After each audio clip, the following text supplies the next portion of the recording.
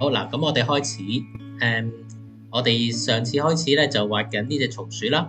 咁松鼠本身係嗰啲毛髮咧，係除咗條尾之外，個身體係嗰啲毛髮好短㗎，係咪啊？尤其是額頭嗰啲地方啦，咁樣。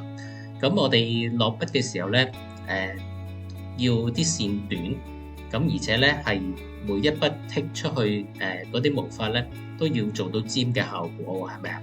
咁我哋上幾堂提過咧，就係我哋如果剔一啲線，如果能夠尖喺尾嗰度尖咧，我哋要隻手略略咁升起，可以開個 cam 俾我望一望，有隻眼睛，咁咧身體同埋尾都有少少灰色，咁而就開始啦。